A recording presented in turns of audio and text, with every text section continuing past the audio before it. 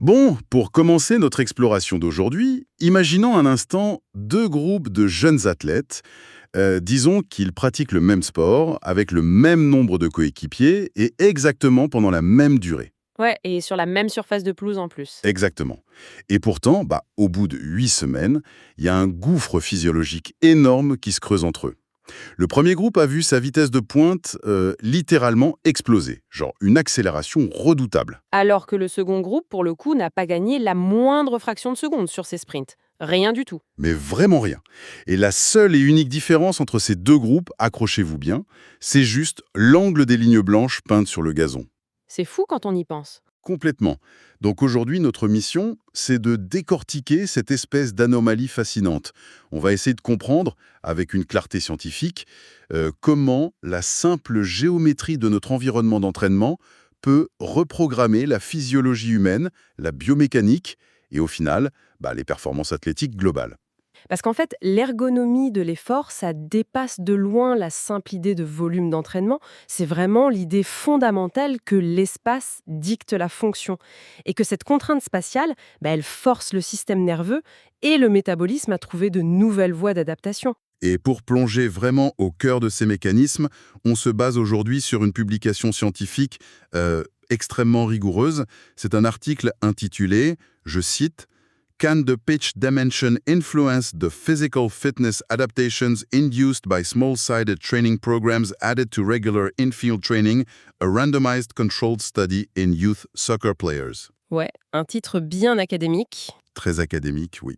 Et ce travail a été mené par une équipe de chercheurs, Liang Wang, Yuhua Kang, Li Xin Wei, Mingbang Li et Tao Wang.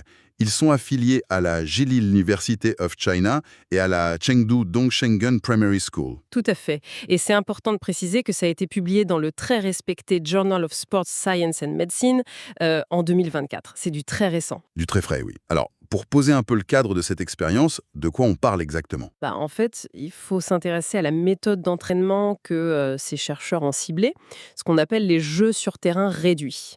Souvent, on utilise l'acronyme SSG pour Small Sided Games en anglais. Ok, les petits matchs à l'entraînement, quoi.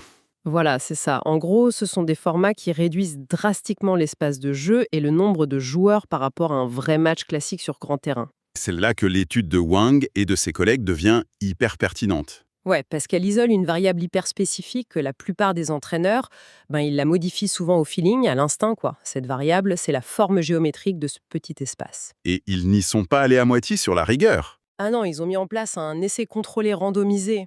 Ça permet d'isoler vraiment l'effet direct de la géométrie sur les adaptations du corps, en éliminant au maximum tout ce qui est biais externe. Pour que ceux qui nous écoutent puissent bien visualiser cette notion de jeu sur terrain réduit, j'aime bien utiliser la métaphore de la dose d'espresso appliquée au sport. Ah oui, le shot de caféine, je vois bien l'idée. C'est exactement ça. En fait, un match standard sur un terrain complet, c'est un peu comme un grand café-filtre, tu vois. La charge de travail, elle est diluée sur 90 minutes, sur 100 mètres de long. Il y a des moments où on marche, on observe. Il y a de la récupération passive très loin du ballon. Ouais, alors qu'un SSJ, par exemple, un 4 contre 4, c'est l'extraction pure de la haute intensité. L'expresso bien serré. C'est ça, la densité de joueurs au mètre carré est telle que le ballon, il n'est jamais à plus de 2 ou 3 mètres de soi. Donc l'obligation de traiter l'information, de prendre des décisions tactiques ultra vite et d'exécuter des gestes sous pression, ça devient quasi permanent. Et j'imagine que ça crée un épuisement nerveux et musculaire vachement plus rapide. Ah, mais totalement. Et cette concentration de l'effort, elle nécessite un protocole vraiment conçu pour observer des changements métaboliques très fins. Du coup, les chercheurs ont recruté 48 joueurs de foot masculins. Ils avaient en moyenne 16,4 ans. L'âge parfait pour la plasticité neuromusculaire, non? Exactement. C'est une période charnière où le corps est ultra réceptif aux stimuli d'entraînement. Donc ces 48 athlètes, ils ont été divisés de façon aléatoire en 3 groupes de 16. La randomisation, c'est super important parce que ça garantit que le niveau initial, qu'il soit technique ou physique, il est lissé sur tout l'échantillon. Donc, si je résume bien, on a un premier groupe, le fameux groupe contrôle, qui sert de maître étalon. Eux, ils ont juste continué leur routine habituelle sans ajouter la moindre contrainte spatiale artificielle, c'est bien ça? Ouais, tout à fait. Leurs adaptations physiologiques sur 8 semaines nous montrent ce que l'entraînement normal produit de manière, disons, organique. Ok. Et pour les deux autres groupes alors? L'intervention méticuleuse, comment cela? Voilà. Ces deux groupes ont eu droit à une intervention très précise. 2 fois par semaine, en plus de leur routine, ils ont fait des sessions de SSG en 4 contre 4. Le format temporel, c'était 3 séries de 4 minutes d'effort maximal, avec 3 minutes de repos entre chaque. Attends, ça fait quoi? Seulement 12 minutes de temps de jeu effectif supplémentaire par session? C'est ça, 12 minutes. Ça paraît peu, hein? C'est vraiment rien du tout. Et c'est quoi la différence entre ces deux groupes expérimentaux du coup? Bah, toute la différence réside dans l'architecture de leur terrain de jeu. Le premier groupe, qu'on va appeler le groupe terrain allongé, ou SSG-LW2 dans l'étude, il jouait sur un rectangle très étiré. Un ratio longueur-largeur de 2 pour 1. Concrètement, ça faisait 40 mètres sur 20. Donc en gros une aire de jeu d'à peu près 100 mètres carrés par joueur. Exactement. Et le dernier groupe, le SSGW1, lui, il jouait sur un terrain de carré strict, un ratio de 1 pour 1. Le terrain faisait 28 mètres de côté, ce qui offre une aire par joueur quasiment identique, autour de 98 mètres carrés. Ok, donc l'expérience isole parfaitement la variable de l'espace. On a le même nombre de corps, confrontés au même temps d'effort, avec une densité spatiale quasi identique. Ouais, Mais d'un côté, les joueurs sont enfermés dans une espèce de prison carrée parfaite, et de l'autre, ils évoluent dans un corridor allongé. c'est l'idée, oui. Et l'hypothèse centrale, c'était de voir dans quelle mesure ces deux géométries allaient dicter le développement du système cardiovasculaire et de la vitesse de pointe. Alors, parlons des résultats, parce que c'est là que ça devient fascinant. La première évaluation après ces 8 semaines s'est concentrée sur la capacité aérobie, l'endurance quoi. Absolument. Et pour la mesurer, ils ont utilisé le test yo-yo de récupération intermittente de niveau 1. Le fameux test bip-bip que tout le monde redoute au foot. C'est ça. Mais attention, ce n'est pas juste courir en ligne droite le plus longtemps possible. Ce test oblige les athlètes à faire des allers-retours de 20 mètres à des vitesses qui augmentent progressivement avec les bips sonores. Et la vraie difficulté, si je me souviens bien, c'est le repos entre chaque course. Bah oui, parce qu'il n'y a que 10 petites secondes de récupération active entre chaque navette, et ça reproduit super fidèlement ce qui se passe dans un sport collectif. Le corps doit purger l'acide lactique accumulé pendant le sprint hyper vite avant de repartir. Alors là, je vais me faire l'avocat du diable une seconde. Je t'en prie. En analysant ça avec une logique purement déductive, on pourrait facilement parier sur le groupe contrôle pour ce test d'endurance, non? Parce qu'au final, ils s'entraînent sur un grand terrain tout le temps, donc ils courent des distances globales beaucoup plus importantes sur une semaine. Leurs poumons, leur cœur, ils sont sollicités sur des efforts beaucoup plus longs et constants.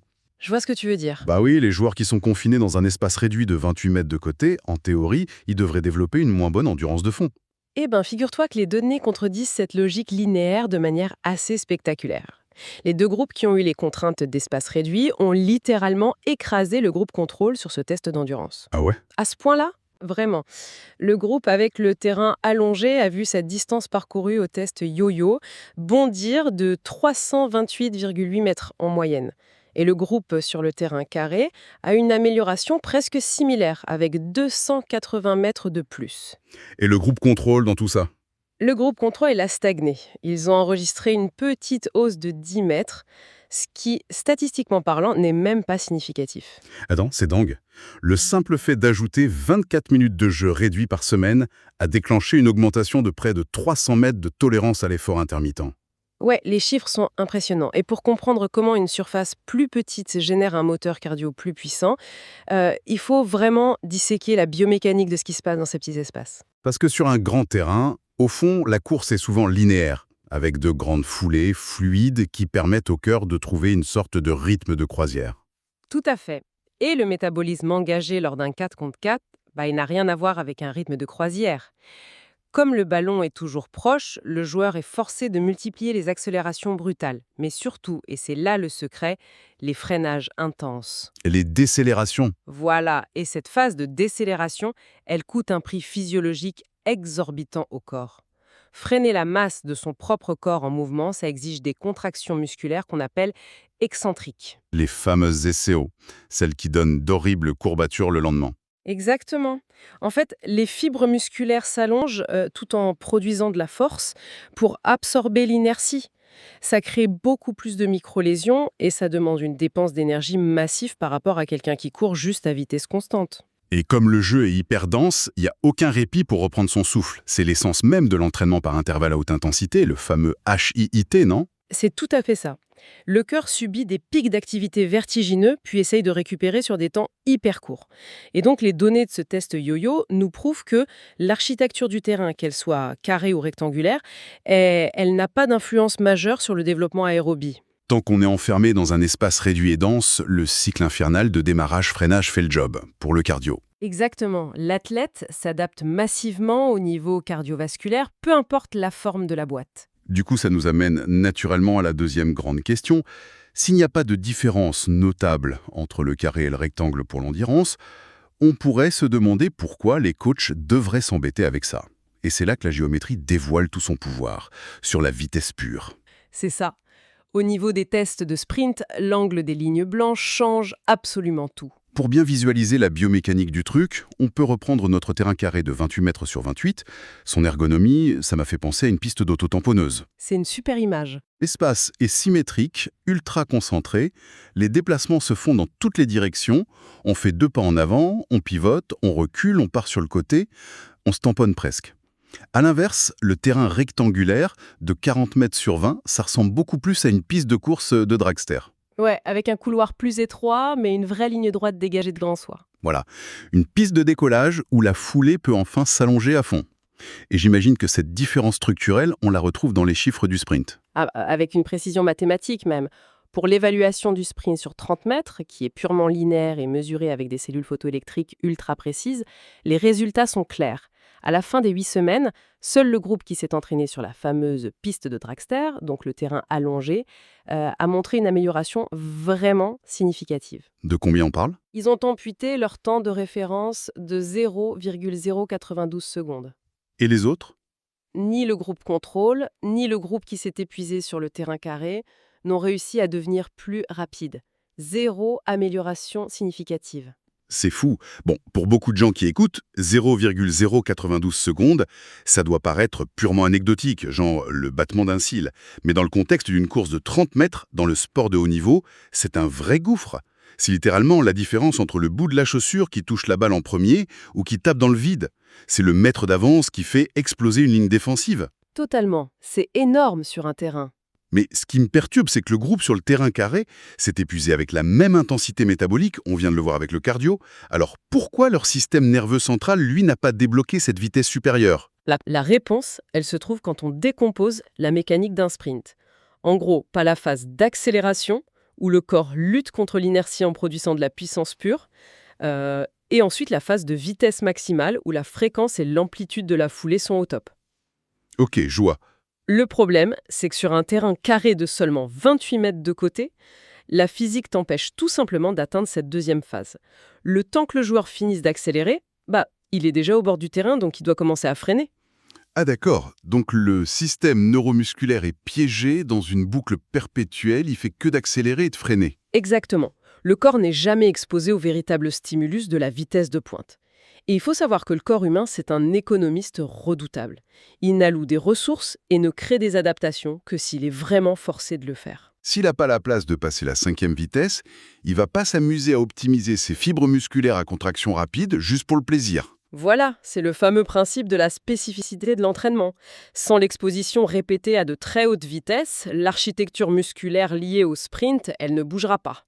Alors que sur le terrain allongé, avec ses 40 mètres de profondeur, ça force des comportements tactiques très différents. Des passes plus longues, des transitions d'un bout à l'autre. C'est ça.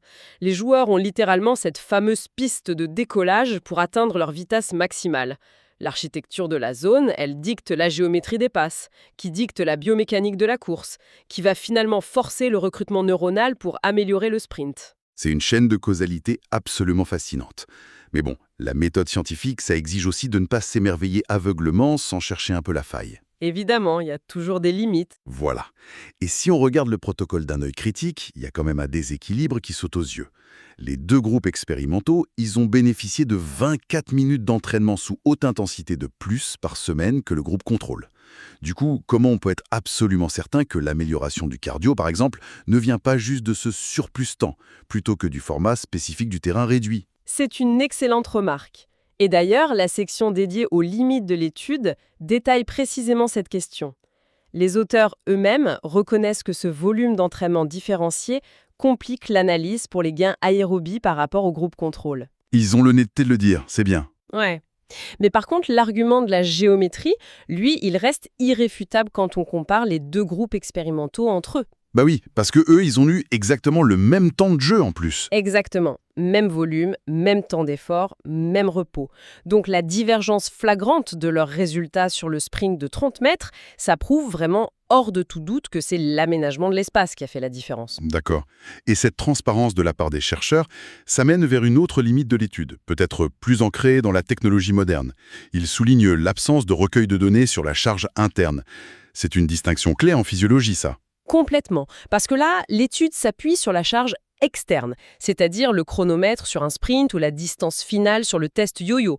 Ce sont les résultats concrets et visibles de l'effort. Alors que la charge interne, c'est ce qui se passe sous le capot. Voilà. Et sans les systèmes de suivi en temps réel, l'analyse perd une grande partie de son explication biomécanique.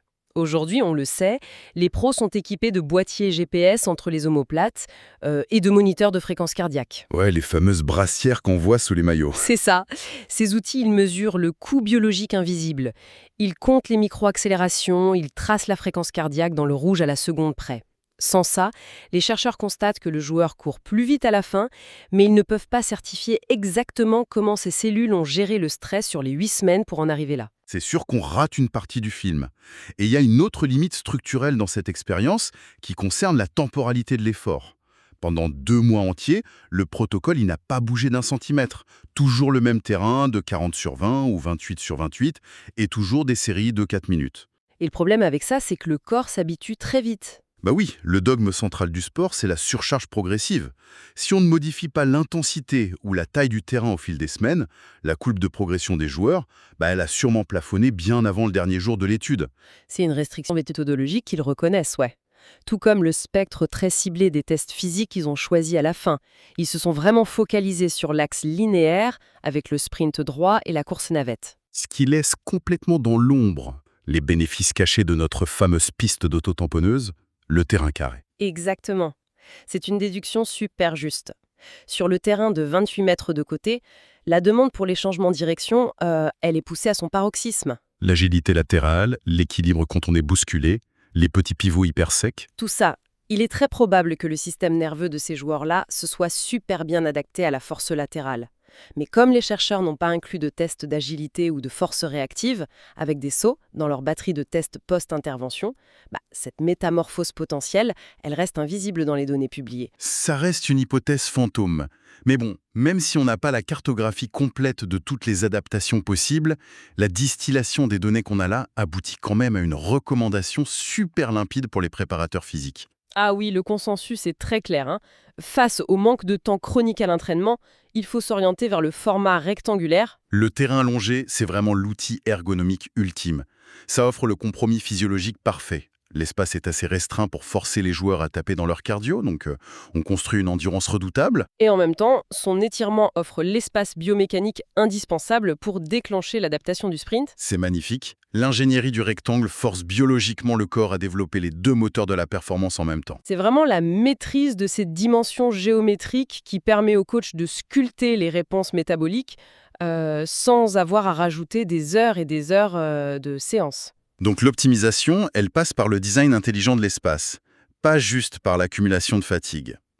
Pour tous les passionnés qui souhaitent examiner la méthodologie plus en profondeur, regarder les protocoles ou les statistiques, il est vraiment conseillé de plonger dans l'article complet de Liang Wang et de son équipe. Ouais, parce que les simples résumés, c'est bien, mais la publication originale offre des tableaux exhaustifs qui montrent toute la complexité fascinante du corps humain, surtout sur les intervalles de confiance.